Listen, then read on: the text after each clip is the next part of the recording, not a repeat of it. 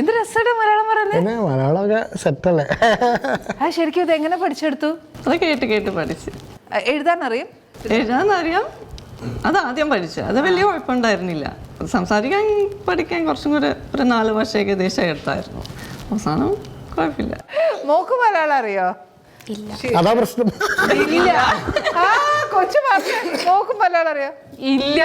മലയാളം അറിയാം, പക്ഷെ മിക്സ്ഡ് ആയിപ്പോയി മൊത്തത്തിൽ. ഞങ്ങള് സംസാരിക്കുമ്പോ ഇപ്പൊ ഇവള് മലയാളത്തിൽ സംസാരിച്ചാലും കൊച്ച് ഇംഗ്ലീഷിൽ തിരിച്ചു പറയും. അപ്പൊ അവസാനം ഇവള് ജർമ്മൻ ആക്കി. അപ്പൊ കൊച്ചു ജർമ്മൻ പഠിച്ചു. പക്ഷെ ഞാൻ ഇംഗ്ലീഷ് പറയും. മൊത്തം ഉണ്ട്, എല്ലാരും ഉണ്ട് ഇതിനകത്ത്. Basically from Germany. ഓക്കെ. എങ്ങനെയാ നിങ്ങളുടെ കണ്ടുമുട്ടിയതും? കുറച്ച് കഥയൊക്കെ ഞങ്ങൾക്ക് അറിയാം. അമ്മ ഇതിനകത്ത് ഇടപെട്ടതും അമ്മ കല്യാണം കഴിപ്പിച്ച് തന്നതും ഒക്കെ ഞങ്ങൾക്കറിയാം. പക്ഷെ ഒത്തിരി അറിയത്തില്ല. ഇച്ചിരി ഒന്ന് പറയാമോ? നീ പറഞ്ഞോ? ഇല്ല, ആക്ച്വലി ഞാനും മറന്നുപോയി.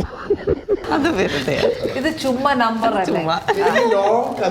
അതായത് ഒരു സിനിമ ആക്കാനുള്ള ഒരു സ്റ്റോറി ഉണ്ട്. അതെ, ഞങ്ങൾക്ക് ആശ്രമത്തിലായിരുന്നു. ആശ്രമത്തിൽ വന്ന് എന്നെ കണ്ട് ഇഷ്ടപ്പെട്ടു. ഞങ്ങൾ അമ്മനോട് ചോദിച്ച്, പിന്നെ ആരിഷ്ടപ്പെട്ടു, എങ്ങനെ ഇഷ്ടപ്പെട്ടു, ആരെ ചോദിച്ചു, ഇതൊക്കെയല്ലേ ഞങ്ങൾക്ക് അറിയണ്ടേ. ഇതെന്തുവാ? ഇത് ഞങ്ങൾക്ക് എല്ലാവർക്കും അറിയാവുന്ന ഒരു കാര്യമല്ലേ.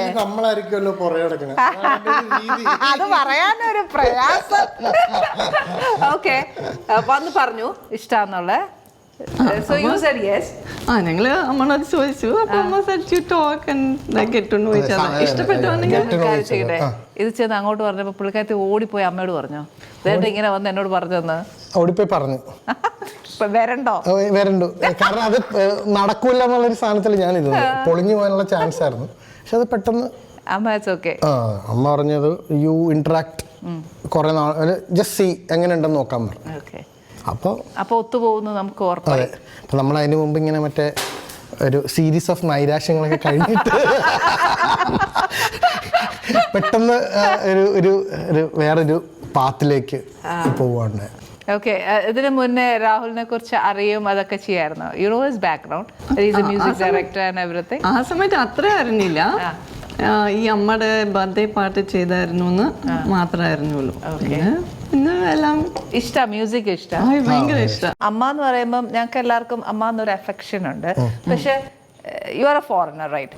അപ്പം ആ അമ്മയോടൊരു അറ്റാച്ച്മെന്റ് എങ്ങനെയാ ഉണ്ടായേ? അത് കുഞ്ഞില് മുതല് കണ്ടായിരുന്നു. അപ്പൊ 5 വയസ്സ് അമ്മ അങ്ങനെയായിരുന്നോ? അമ്മയുടെ ഡിവോട്ടീസ് ആണ്. 5 വയസ്സായപ്പോള് ആദ്യമായി അമ്മനെ കണ്ടായിരുന്നു. ഓ അത് ശരി. അപ്പൊ മുതൽ I was like love on first sight. അപ്പൊ മുതൽ I was like behind her. Okay. Behind her, literally. Maybe. അമ്മയോടൊക്കെ ഒരു ഇഷ്ടം നമുക്ക് ഒത്തിരി അല്ലേ, അതുകൊണ്ട് ചിലപ്പം അങ്ങനെ ആയതായിരിക്കും. ചെറുപ്പത്തിലെ മുതൽ അങ്ങനെ ഒരു എല്ലാ വർഷവും ആ അമ്മ വരണ. ഇപ്പോൾ യൂറോപ്യൻ ടൂർ ഉണ്ടല്ലോ, അപ്പൊ ആ ടൂർ വരുന്ന സമയത്താണ് ഇവരൊക്കെ കാണുന്നത്. അതിനുവേണ്ടി ഇവർ ആക്ച്വലി ഒരു വർഷം മുഴുവൻ വെയിറ്റ് ചെയ്യും. ആ ഒരു കുറച്ച് ദിവസത്തിന് വേണ്ടി. അമ്മയുടെ ആ ഒരു സ്നേഹം, കരുതൽ, ഇതൊക്കെ പറയാൻ വാക്കുകളില്ലാത്തൊരു വലിയ കാര്യമാണ് അല്ലെ. അത് അനുഭവിക്കുമ്പോഴേ നമുക്കത് മനസ്സിലാവത്തുള്ളൂ. സത്യം.